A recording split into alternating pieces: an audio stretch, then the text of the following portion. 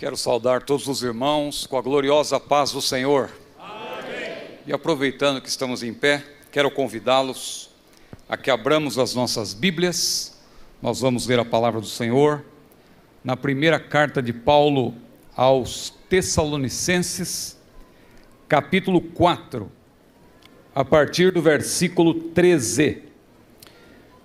Não quero, porém, irmãos, que sejais ignorantes acerca dos que já dormem, para que não vos entristeçais como os demais que não têm esperança. Porque se cremos que Jesus morreu e ressuscitou, assim também aos que em Jesus dormem, Deus os tornará a trazer com ele. Dizemos-vos, pois, isto pela palavra do Senhor, que nós, os que ficarmos vivos para a vinda do Senhor, não precederemos os que dormem, porque o mesmo Senhor descerá do céu com alarido, e com voz de arcanjo, e com a trombeta de Deus, e os que morreram em Cristo ressuscitarão primeiro. Depois nós, os que ficarmos vivos, seremos arrebatados, juntamente com eles, nas nuvens, a encontrar o Senhor nos ares, e assim estaremos para sempre com o Senhor. Portanto, consolai-vos uns aos outros com estas palavras. Amém. Os irmãos podem se assentar, por gentileza. Meus irmãos, é uma alegria estar aqui nesta noite. Quero agradecer a Deus pela porta que Ele me abriu para estar aqui com os irmãos mais uma vez. Quero louvar a Deus pela vida do nosso querido pastor e amigo Paulo Freire, agradecer pelo honroso convite e pela maneira tão hospitaleira com que tem me recebido aqui por meio do seu corpo de obreiros, e tenho muitos amigos aqui, uma alegria revê-los, uma alegria também conhecer pessoas. Eu fico olhando assim para reconhecer, e já reconheci muita gente, e tem muita gente nova que a gente está conhecendo agora, mas é um prazer estar com todos nesta noite. Meus irmãos, eu quero ir direto ao assunto. Há uma palavra que está no meu coração, que eu quero partilhar com os irmãos nessa abertura deste fevereiro teológico, baseada nesse texto que acabamos de ler, um texto muito conhecido, da primeira carta de Paulo aos Tessalonicenses. A palavra que está no meu coração, na verdade, tem esse texto bíblico que acabamos de ler, não como ponto de partida, mas sobretudo como ponto de chegada. É muito comum nós dizermos que estamos lendo uma palavra, um versículo, uma passagem como ponto de partida, mas esse texto, 1 aos Tessalonicenses, capítulo 4, especialmente os versículos 16 e 17, o mesmo Senhor descerá do céu com alarido, e com voz de arcanjo, e com trombeta de Deus, e os mortos em Cristo ressuscitarão primeiro. Depois nós, os que ficarmos vivos, seremos juntamente com eles arrebatados, a encontrar o Senhor nos ares, e assim estaremos para sempre com o Senhor. Este texto bíblico é ponto de chegada para a palavra de Deus que está no meu coração. Se fôssemos dar um título para esta mensagem, talvez você fique até espantado do título que eu vou dar, mas depois você vai entender. As 7 viagens de Paulo. 7 viagens, irmão Ciro? Eu já ouvi falar que Paulo fez 3, no máximo, claro, 4, porque tem aquela viagem que ele foi conduzido como preso. Sim, e isso no livro de Atos. Só que se você estudar as epístolas de Paulo, você vai descobrir, como eu descobri também, a Bíblia menciona pelo menos mais 3 viagens do apóstolo Paulo, além daquelas 4 que estão em Atos, que você conhece muito bem. Há outras 3 mencionadas na Bíblia, e é interessante que com cada uma dessas viagens, nós temos pelo menos uma lição importante para nós, e para que nos conduzamos sabiamente no ministério, na obra que Deus tem colocado na nossa mão. A primeira viagem, todos conhecem, claro, eu vou aqui só mencionar, é a viagem que Paulo fez com Barnabé, que nós poderíamos chamar até de viagem de Barnabé. Claro que Paulo depois assumiu o protagonismo, então nós falamos de viagem de Paulo, mas na verdade, na primeira viagem, Paulo, até então chamado Saulo, se bem que ele tinha os dois nomes, mas Lucas depois prefere utilizar o nome romano de Paulo, por causa da prevalência do seu trabalho entre os gentios, mas ele também se chamava Saulo, era o seu nome de origem hebraica, judaica, ele era então Saulo, também chamado Paulo. E essa primeira viagem de Paulo com Barnabé, poderíamos chamar perfeitamente de viagem de Barnabé, mas nós chamamos de viagem de Paulo, porque Paulo acaba assumindo o protagonismo no livro de Atos. Mas Barnabé também teve o seu protagonismo, a sua importância, mas isso seria um assunto para outra mensagem. Mas nessa primeira viagem, Paulo e Barnabé saem lá de Antioquia da Síria, onde estava, repito, a igreja mãe dessa dupla, que poderíamos chamar de uma dupla dinâmica. Eu lembro que quando eu era criança, adolescente, quando se falava de dupla dinâmica, nós nos lembrávamos sempre de Batman e Robin. Mas depois que eu comecei a ler a Bíblia, eu descobri que essa não é a verdadeira dupla dinâmica. Barnabé e Saulo, que dupla dinâmica! Dinâmica porque essa dupla era movida pelo poder dinâmico do Espírito Santo. Você sabe que a palavra poder no grego vem de dinamis, que significa, que deu origem, claro, a dinamite, dinâmico e assim por diante. Lá, por exemplo, em Atos capítulo 1, versículo 8, recebereis a virtude, ou o poder do Espírito Santo que há de vir sobre vós, disse Jesus, e ser-me-eis testemunhas, tanto em Jerusalém, como em toda a Judéia e Samaria, e até os confins da terra. A palavra ali, poder ou virtude, no grego também é dinamis, que é justamente uma referência ao poder dinâmico do Espírito Santo. Aleluia, e é este poder que estava sobre a vida de Paulo, é este poder que estava sobre a vida de Barnabé, e por isso eles formavam uma dupla dinâmica. Que viagem maravilhosa foi aquela! Eles saíram lá tendo sido chamados, convocados pelo Espírito Santo, porque a igreja de Antioquia da Síria, uma igreja fervorosa, porque lá estavam homens de Deus cheios do Espírito Santo. Barnabé, que a Bíblia também chama textualmente de cheio do Espírito Santo, lá em Atos capítulo 11, versículo 24, Paulo também, que fora cheio do Espírito Santo, conforme Atos capítulo 9, e no capítulo 13 também, a referência textual a esta bênção de Deus sobre a vida de Paulo. A igreja era uma igreja fervorosa, era uma igreja pentecostal, como nós diríamos hoje. E quando eles estavam lá, orando, buscando a Deus, diz a Bíblia que o Espírito Santo falou. A Bíblia não diz como falou, por certo, foi por meio do dom de profecia. Deus usou algum profeta, alguma profetisa, para transmitir aquela mensagem, e a palavra foi direta: apartai-me a Barnabé e a Saulo, para a obra que os tenho chamado. Muito grato. Apartai-me a Barnabé e a Saulo para a obra que os tenho chamado. E eles então saíram naquela primeira viagem, passaram por Chipre, que era a terra natal de Barnabé.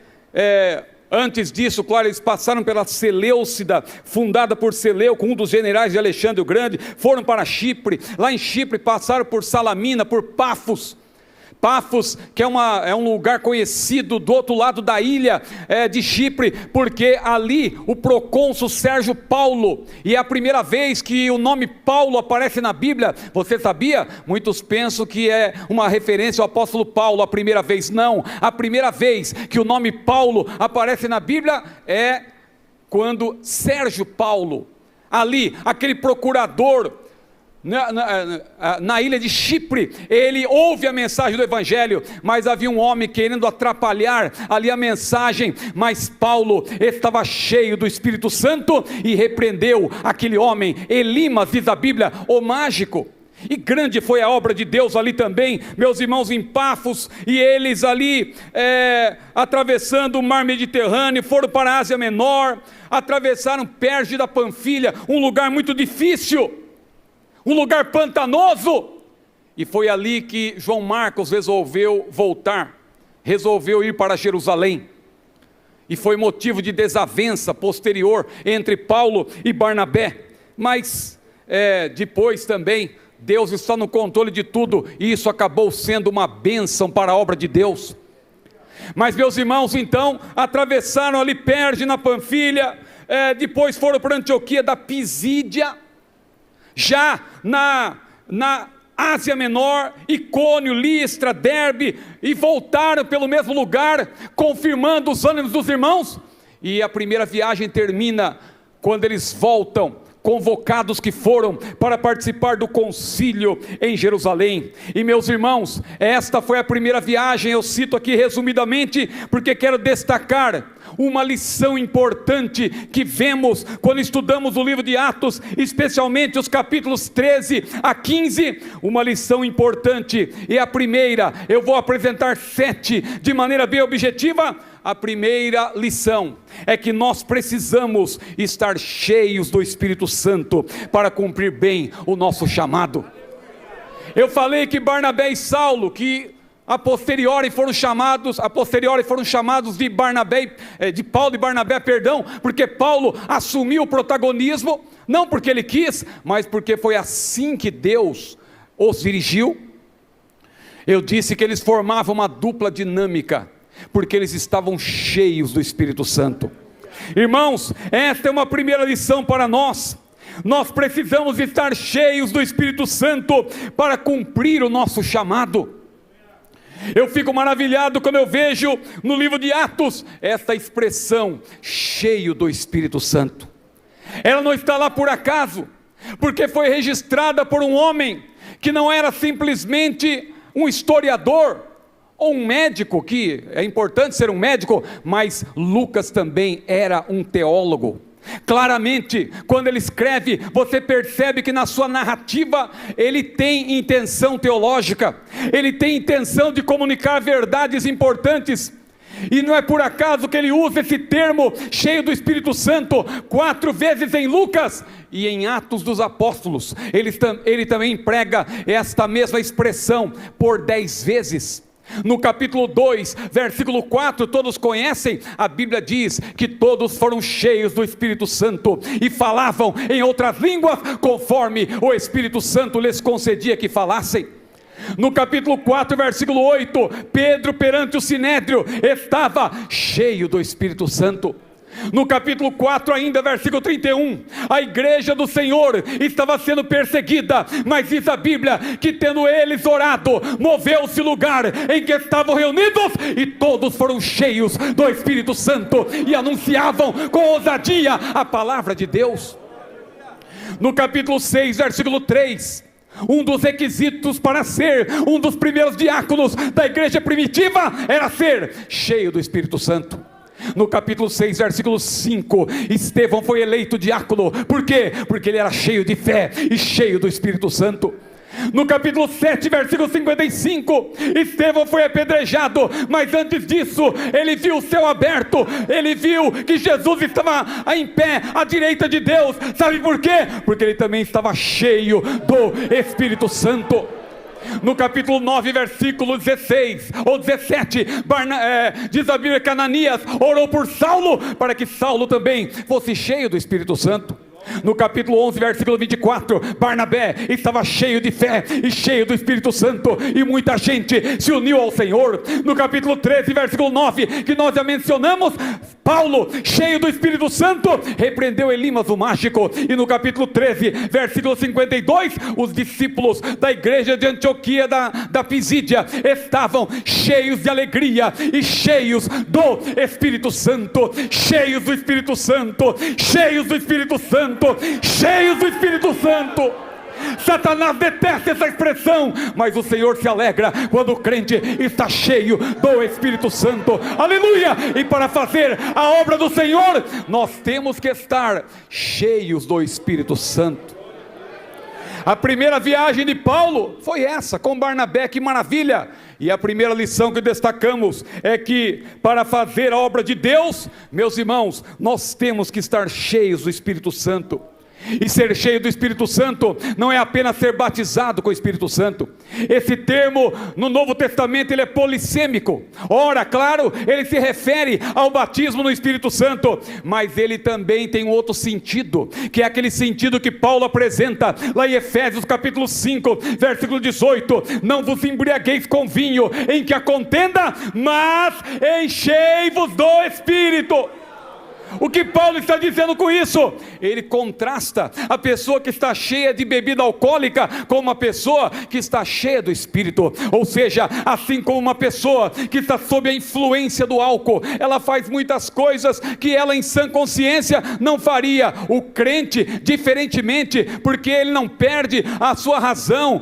O nosso culto é um culto racional, mas ele está dominado, ele é controlado, ele é inteiramente dirigido pelo Espírito Santo. Ele está sim sob a influência do Espírito Santo. É isto que caracterizava o ministério de Paulo na primeira viagem. E claro, e sempre Paulo foi um homem cheio do Espírito Santo.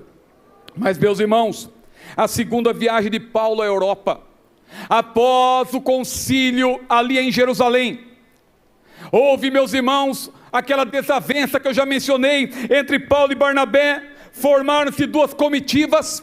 As pessoas sempre perguntam: quem errou, Paulo ou Barnabé? Por que Paulo não foi mais humilde? Por que Paulo tinha que ser tão duro com João Marcos? Por que ele não perdoou o rapaz? Porque houve aí essa divisão, era uma dupla dinâmica, como o irmão disse. Por que essa dupla se apartou? Quem errou, foi Paulo ou foi Barnabé? Barnabé também poderia ter cedido, porque afinal de contas ele estaria ao lado de Paulo, e Deus estava com Paulo. Deus já tinha revelado certamente para Barnabé a obra que Deus faria por meio de Paulo. Por que Barnabé também não cedeu? Quem errou? Eu gosto de responder dizendo quem acertou. Sabe quem acertou? O Espírito Santo. Porque a partir dali formaram-se duas comitivas, e que maravilha, Barnabé chamou João Marcos, o levou lá para Chipre, e lá formou-se certamente uma grande igreja. Ali João Marcos foi treinado. Mais adiante o próprio Paulo reconhece que João Marcos era um homem de Deus. João Marcos é o autor do Evangelho de Marcos, que segundo os eruditos foi o primeiro evangelho e serviu de base para os demais. Então veja a importância daquele rapaz. Ele não tinha chamado para ser um apóstolo, para ser um missionário com uma liderança, mesmo na itinerância, como no caso de Paulo, mas ele tinha o chamado para ser um escritor. E foi graças a isto que nós recebemos a mensagem do Senhor Jesus por meio do Evangelho de Marcos, uma palavra inspirada da parte do Senhor.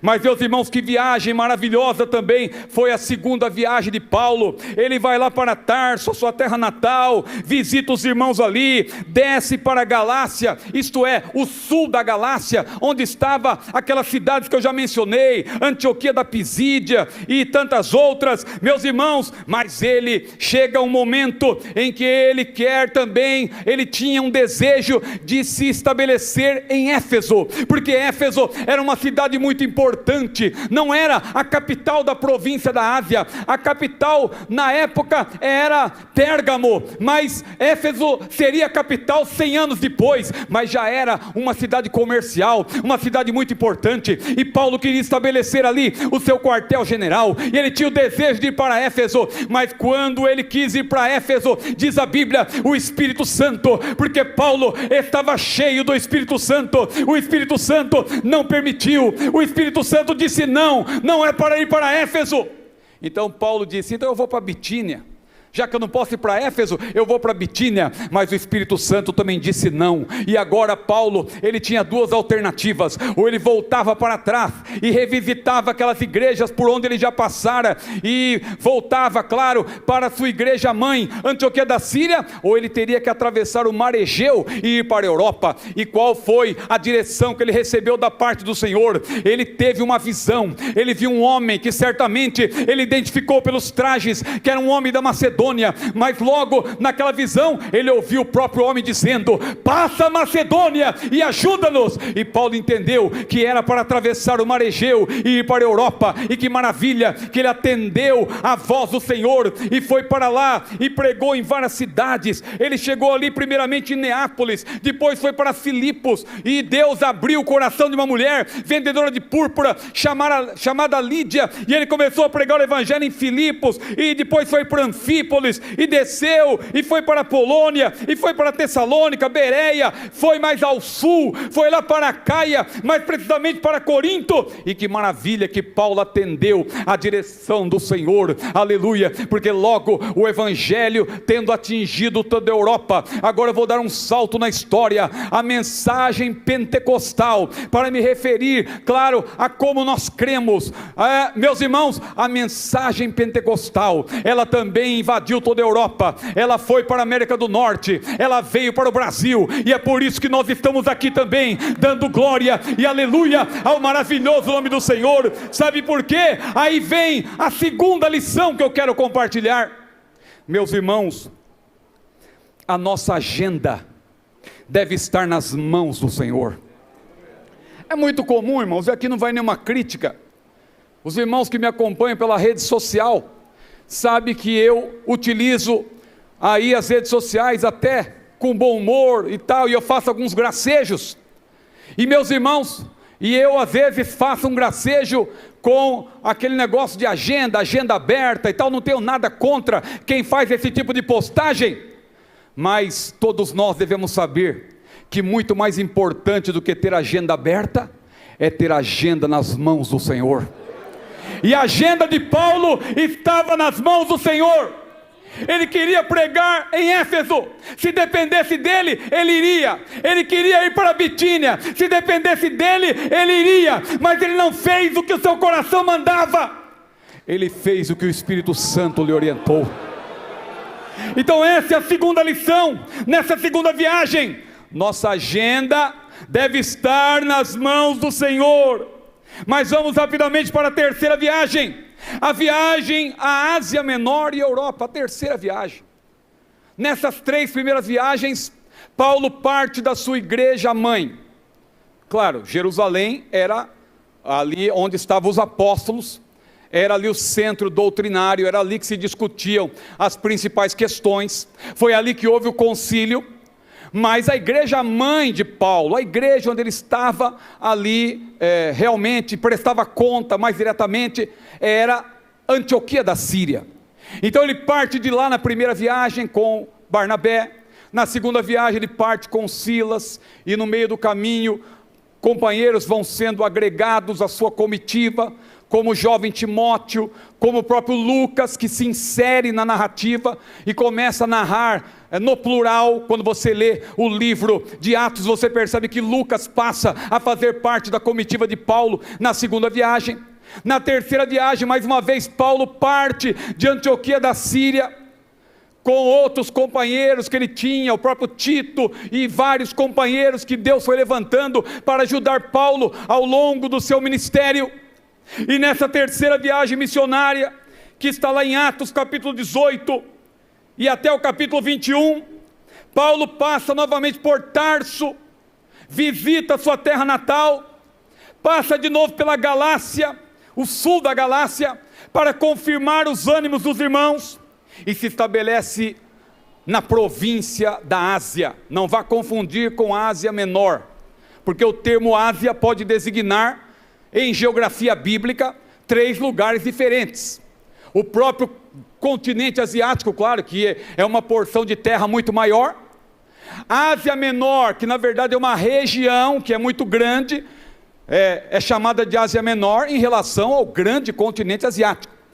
E dentro da região da Ásia Menor, você tem várias províncias romanas, e uma delas é justamente a província da Ásia. A província da Ásia, que à época tinha como capital Pérgamo.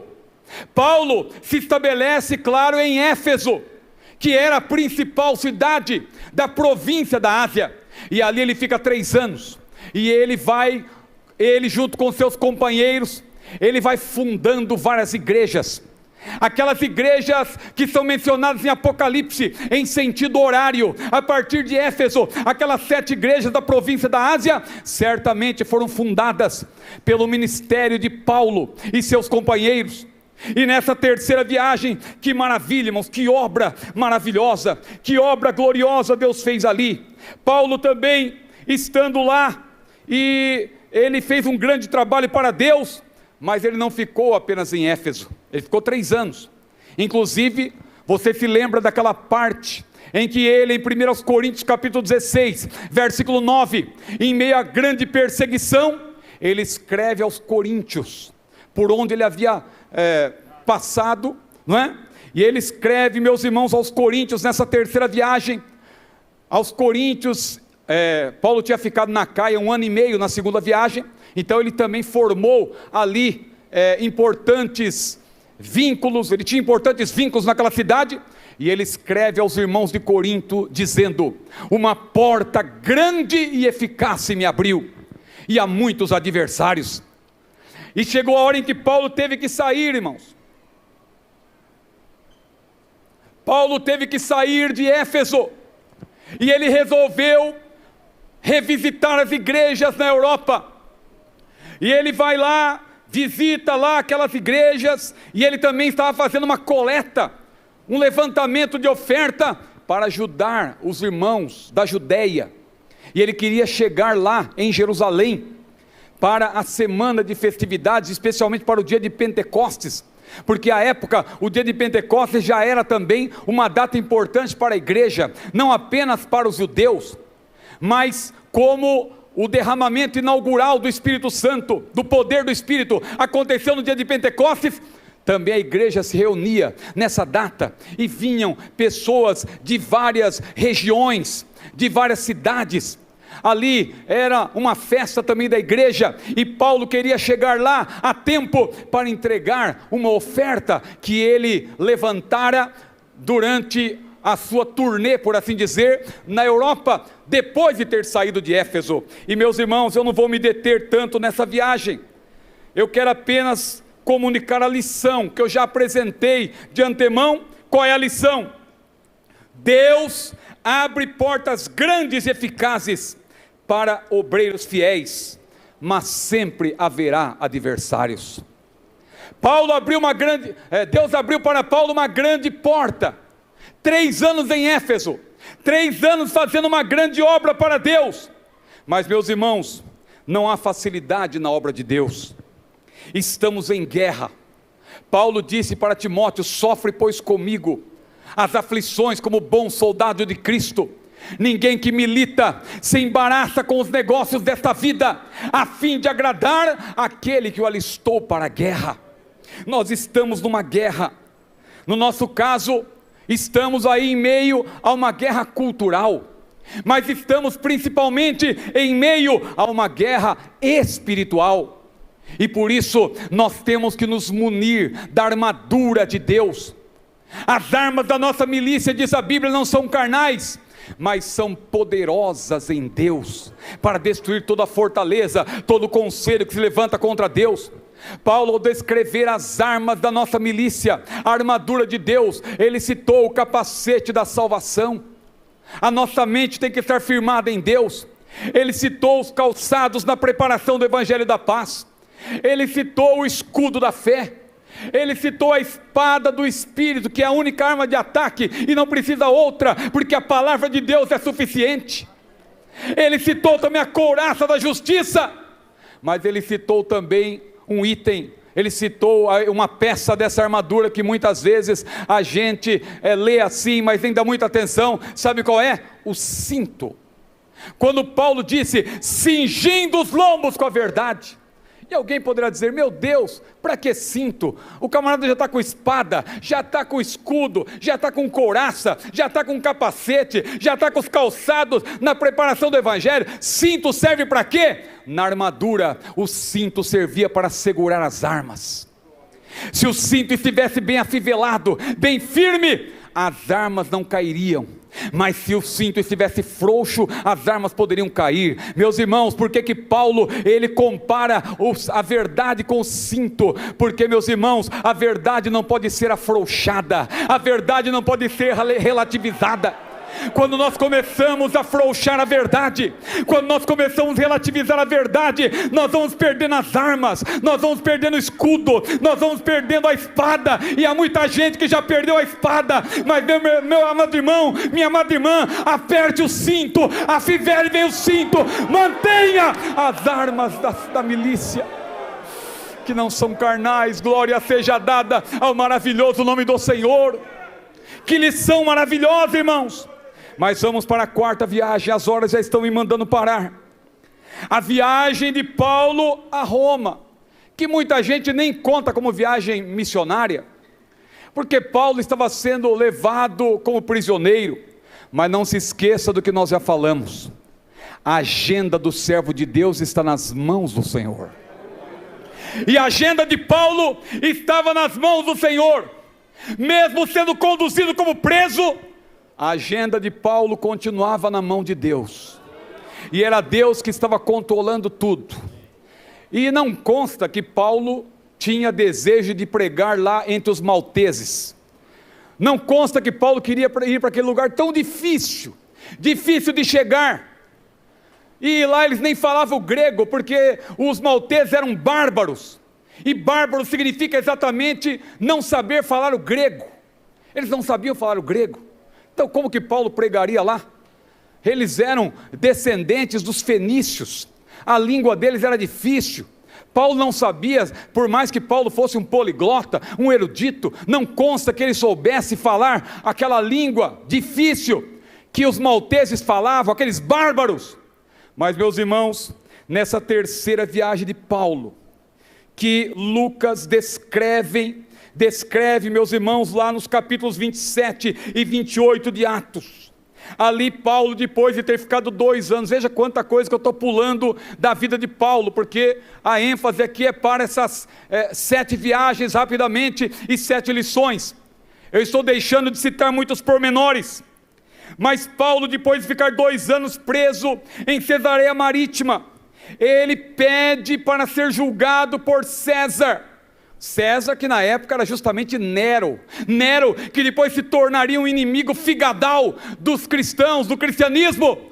Mas naquele momento Paulo pediu para ser julgado por Roma, e ali o governador falou: bom, você quer ser julgado por Roma? Para Roma você será enviado. E ele, depois de 2 anos, ele foi enviado de Cesareia, ali, meus irmãos, naquela difícil viagem.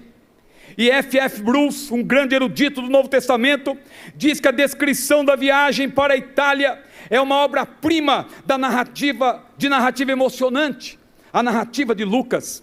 Ele partiu de Cesareia, foi para Sidom, ali ele embarcou num navio adramitino, diz a Bíblia, isto é, de Adramítio, um porto ao norte ali da praia ocidental da Ásia Menor, perto, não muito distante de Troade.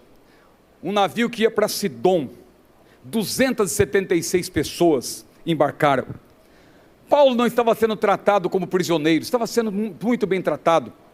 Foi permitido que alguns companheiros estivessem com ele, como o próprio Lucas, como Aristarco de Tessalônica. E, meus irmãos, aquela embarcação foi levada para o norte da ilha de Chipre, e depois, aqui resumindo, a oeste pelo mar que banha as costas de Cilícia e Panfilha, e por causa de ventos contrários, meus irmãos, ela portou em Mirra, na Lícia, para uma conexão, e todos se transferiram para outro navio, um navio de carga egípcio. E, meus irmãos, a viagem estava cada vez mais difícil, e o comandante, ele queria avançar o quanto ele pudesse, porque no inverno não dava para navegar, eles iam ter que ficar parados em algum lugar, era impossível navegar. Não pense nos grandes transatlânticos que nós temos hoje. Os navios naquela época, é até um exagero chamar de navios, eram muito, não tinha assim muitos recursos, e não dava para viajar no inverno pesado. Mas, irmãos, o comandante tentou lá parar num lugar que fosse bom para eles invernarem, mas acabaram indo para um lugar chamado Bons Portos, que apesar do nome, era o pior lugar para ficar, lugar difícil. Paulo certamente estava ali, questionando muita coisa, meu Deus, que dificuldade, mas ele foi parar, como eu disse, depois de muito tempo, veio lá, o Euroaquilão, né, que a Bíblia menciona, e tempestade, tanta coisa, o navio se despedaçou, o comandante não acreditou em Paulo, mas Deus enviou um anjo para falar com Paulo, e Paulo disse para o comandante, olha, o anjo de Deus, e quem eu sou, e a quem eu sirvo, esteve comigo, e ele me disse que ninguém vai perecer, mas temos que estar todos no navio, e de fato, irmãos, o navio se despedaçou, mas nenhuma daquelas 276 pessoas morreu. Eles foram parar justamente na ilha de Malta, mas lá na ilha de Malta, meus irmãos, aquela ilha rochosa, meus irmãos, Paulo ficou 3 meses naquela cidade, não estava na agenda de Paulo, certamente não estava nos seus sonhos, não estava nos seus planos, ir para a ilha de Malta, mas a agenda de Paulo estava nas mãos de Deus, e Deus levou Paulo para Malta, e lá, meus irmãos, ele fez um grande trabalho, e sabe qual foi a principal linguagem que Deus usou? Porque Paulo não falava o idioma deles, o idioma, a linguagem, digo, principal, foram os milagres que Deus realizou. Deus começou a fazer grandes maravilhas naquele lugar. Eu vou aqui pular muita coisa, não há tempo de mencionar, mas a quarta lição que eu quero mencionar aqui é a seguinte, além das que eu já mencionei, que eu estou tornando a repisar, estou tornando a enfatizar, a quarta lição é a seguinte, Deus nos livra da luta, mas Deus também nos livra na luta. Muitas vezes nós queremos escapar da luta, nós oramos para não passar pela luta. Paulo teve que passar pela luta, Paulo teve que passar pelo dia da angústia, teve que passar pelo dia do sofrimento, mas na angústia, no sofrimento, Deus estava com Paulo. A Bíblia diz que Deus é nosso refúgio e fortaleza, socorro bem presente na angústia. Ele está conosco na angústia, e a Bíblia diz, se te mostrares frouxo no dia da angústia, a tua força será pequena. Para resistir no dia da angústia, você tem que ter uma força grande. Uma força pequena não é possível, mas essa força, então, ninguém tem. Como que nós vamos resistir? É porque essa força vem do Senhor. Você não pode se mostrar frouxo, porque você tem que ter fé, porque você tem que ter confiança, mas para resistir na angústia, você precisa de uma força grande. Que força? É a força do Senhor, e é por isso que a Bíblia diz, fortalecei-vos no Senhor, e na força do seu poder. Posso todas as coisas, naquele que me fortalece. Que maravilha, essa é a quarta lição.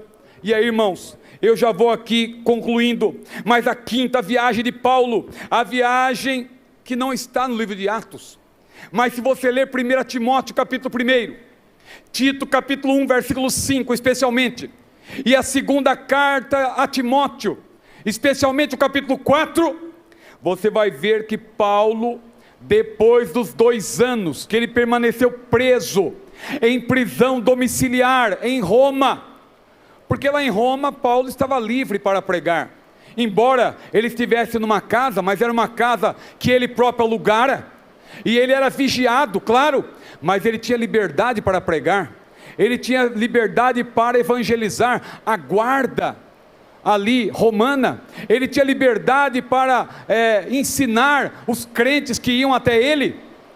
Mas depois daqueles 2 anos, veja, irmãos, como Deus nos surpreende. Às vezes nós pensamos que já acabou, que o tempo já passou, que não dá mais, que não há mais tempo para fazer alguma coisa, mas Paulo ali, depois daqueles 2 anos naquela prisão domiciliar, chega ali uma notícia positiva com respeito ao seu julgamento. Paulo, ele é absolvido, e certamente ele recebeu permissão para voltar a viajar, e ele faz esta quarta grande viagem, que a Bíblia não dá muitos detalhes, E por isso os eruditos apresentam 3 possibilidades dessa viagem de Paulo. Ele teria ido somente para Creta, onde ele deixou Tito como pastor, porque isso está lá em Tito capítulo 1, versículo 5. Ele teria passado pela Ásia Menor, porque ele deixou Timóteo em Éfeso como pastor. E ele teria, claro, passado pela Macedônia, porque foi de lá que ele escreveu a primeira carta de Paulo, a primeira carta a Timóteo, de Paulo, né? E também a Tito. Mas, meus irmãos, há outras possibilidades também, como por exemplo, Paulo poderia ter ido à Espanha. Alguns eruditos acreditam que Paulo foi à Espanha, porque em Romanos ele menciona o desejo de ir à Espanha. A Bíblia não diz que ele foi à Espanha, mas, inclusive, há uma cidade na Espanha chamada Tarraco, né, ou Tarragona, como é conhecida hoje, que inclusive tem lá uma estátua do apóstolo Paulo, e aqueles irmãos que estão lá acreditam que Paulo esteve lá, porque havia de fato um caminho de Roma para essa cidade ali da Espanha. Então Paulo poderia ter ido também para a Espanha. Eu acredito mais que Paulo, pensando aqui numa terceira possibilidade, ele pode ter ido também à Espanha, eu acredito, mas ele certamente fez uma turnê pela Europa, digamos assim. Ele foi para a ilha de Creta também, ele foi para a Ásia Menor, onde ele acabou sendo preso, conforme a Bíblia menciona em 2 Timóteo capítulo 4. E a lição que nós apresentamos aqui, resumidamente, é uma lição tríplice. E a lição é a seguinte: podem até nos aprisionar, mas jamais poderão prender a palavra do Senhor. Por isso que Paulo disse: a palavra de Deus não está presa. Esta foi uma das ênfases de Paulo em 2 Timóteo. Outro ponto importante: o melhor lugar para o servo de Deus estar é com o Senhor, não é? Paulo, onde ele estava, Deus estava com ele. É o mesmo caso de José. José, irmãos, onde José estava, a Bíblia diz: o Senhor estava com José.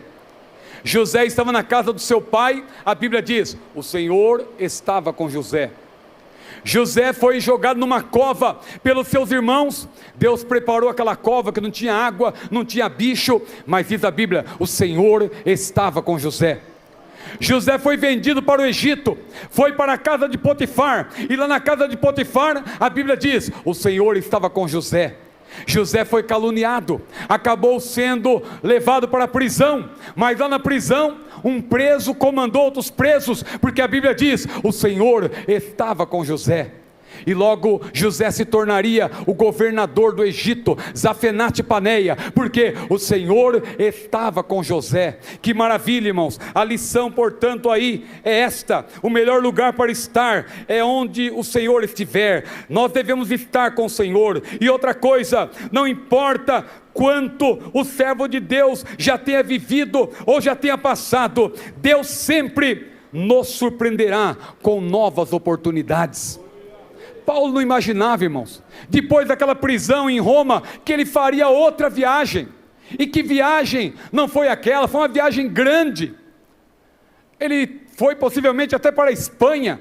Imagine que viagem foi aquela, que não está em Atos, mas você percebe nas epístolas, especialmente as epístolas pastorais, que Paulo fez esta grande viagem, esta quinta grande viagem. E eu sei que muita gente está na expectativa, apesar das horas estarem avançadas, eu já vou terminar, mas talvez muita gente está perguntando: irmão Ciro, mas o irmão falou de 7 viagens, até essa quinta aí, ainda deu para entender mais ou menos, mas e a sexta? A sexta viagem, irmãos, que Paulo fez, é a viagem que ele menciona lá em 2 Timóteo capítulo 4, versículo 7, capítulo 4, versículo 7 e 8, quando ele não estava mais numa prisão domiciliar, ele estava na verdade numa masmorra, na conhecida prisão Mamertina, que está até hoje lá em Roma. Quem visita Roma conhece ali aquela prisão, a prisão Mamertina. E ali Paulo, ele naquela masmorra, ele conseguiu escrever a sua última epístola, 2 Timóteo. E ele disse a certa altura: combati o bom combate, acabei a carreira, guardei a fé, desde agora me está reservada a coroa da justiça, a qual o Senhor justo juiz me dará naquele dia, e não somente a mim, mas a todos os que amarem a sua vinda. Sabe do que Paulo estava falando? Ele estava falando da sexta grande viagem que ele fez, ou que ele faria, quando ele disse essas palavras. Que viagem foi aquela? Foi a viagem que Paulo fez para o paraíso, para estar com o Senhor. Irmãos, o martírio de Paulo não é descrito na Bíblia, porque Lucas termina Atos de maneira triunfal, mencionando ali Paulo preso na sua prisão domiciliar, pregando livremente o Evangelho. Mas quando você lê as epístolas pastorais, você vê que Paulo foi martirizado. Ele diz que já estava sendo oferecido como libação, e os historiadores dizem que ele foi decapitado. O tempo não me permite aqui mencionar detalhes importantes, mas Nero se voltou contra a igreja. Nero, o mesmo Nero a quem Paulo apelara, porque ele era o César, quando Paulo apelou a Roma, Nero se volta contra os cristãos. Nero ali incendeia Roma, boa parte de Roma, e põe culpa nos cristãos. Os cristãos começam a ser mortos, os cristãos começam a ser queimados vivos, os cristãos passam a ser costurados dentro de peles de animais e lançados às feras, para serem despedaçados. Paulo foi caçado como um criminoso, e teria sido preso em algum lugar na Ásia Menor. Não há tempo aqui de entrar em pormenores, mas na segunda carta de Paulo a Timóteo, capítulo 4, ele menciona isso. E ele levado então para Roma, depois de pouco tempo, ele é morto, ele é decapitado, a sua cabeça rola pela terra, mas o seu espírito parte nessa sexta viagem, aleluia, em direção ao paraíso. Ele que havia estado lá, meus amados irmãos, no terceiro céu, no paraíso, ele agora parte para lá, onde está até hoje, sendo consolado, consciente. O seu corpo está na terra, ele foi decapitado, mas a sua alma e o seu espírito estão com o Senhor no paraíso. Que viagem maravilhosa foi essa! Paulo partiu aqui da terra, o seu espírito embarcou, assim que ele, na verdade, teve a sua cabeça cortada, o seu espírito partiu, e está no terceiro céu, no paraíso. Mas meus irmãos, nós vamos agora falar, para concluir, da última viagem de Paulo, e é maravilhoso falar dessa última viagem, sabe por quê? Porque nós também vamos participar dela, aleluia. A última viagem de Paulo, a sétima grande viagem de Paulo, sabe qual é? É a que está em 1 Tessalonicenses capítulo 4, o mesmo Paulo disse, o mesmo Senhor descerá do céu com alarido, e antes ele disse, que ele trará consigo, aqueles que morreram em Cristo, os mortos em Cristo, e Paulo é um deles, aquele seu ente querido, meu irmão, também é um deles, aquela sua ente querida, aquele seu amigo, aquela sua amiga, o seu esposo, a sua esposa, o seu filho, a sua filha, que partiram, e deixaram uma lacuna tão grande, um vazio, mas eles estão no paraíso, eles estão lá com Paulo, eles estão sendo consolados, e vai chegar o momento que vai acontecer essa sétima viagem, que vai ter uma escala aqui na terra, no caso de Paulo, para nós que estivermos vivos, e nós cremos que estaremos, aleluia, a viagem começa aqui, mas para Paulo começa lá no paraíso, vai fazer uma escala aqui na terra. Paulo vai sair do paraíso, o mesmo Senhor descerá do céu com alarido, com voz de arcanjo, com trombeta de Deus, e Paulo vai descer. Os mortos em Cristo, eles vão ressuscitar naquele grande dia. Nós não precederemos, diz a Bíblia, os que dormem. Eles vão ser transformados num abrir e fechar de olhos ante a última trombeta, aleluia. Os vivos também serão transformados, e vão formar um único grupo com os mortos em Cristo, que também foram transformados e glorificados. E agora, a partir da terra, A viagem começa para os vivos, mas para os mortos em Cristo já começou no paraíso. Eles vieram até a terra, fizeram uma escala aqui, mas agora o grupo todo junto parte em direção do Senhor nos ares. Iremos ao encontro do Senhor nos ares, e assim estaremos para sempre com o Senhor. Esta, meus irmãos, é a 7ª viagem. Não há tempo para pormenorizá-la, mas se nós pudéssemos aqui mencionar, mas eu disse que cada uma dessas viagens traz consigo uma lição. Da viagem 6ª, eu acabei não citando, a lição é: o nosso galardão está garantido, porque o nosso trabalho não é vão no Senhor. Essa é a 6ª lição. Agora, a 7ª lição, aleluia, devemos estar preparados para a grande viagem da igreja, aleluia, que há ao encontro do Senhor. Essa é a grande viagem. Sabe de uma coisa, irmãos? Nós somos a igreja do arrebatamento, mas não somente nós. Agora talvez alguém fique decepcionado com o que eu vou falar. A igreja de Paulo também é a igreja do arrebatamento. A igreja do 1º século é a igreja do arrebatamento. A igreja do 2º século é a igreja do arrebatamento. A igreja do 3º século é a igreja do arrebatamento. A igreja do 4º século é a igreja do arrebatamento.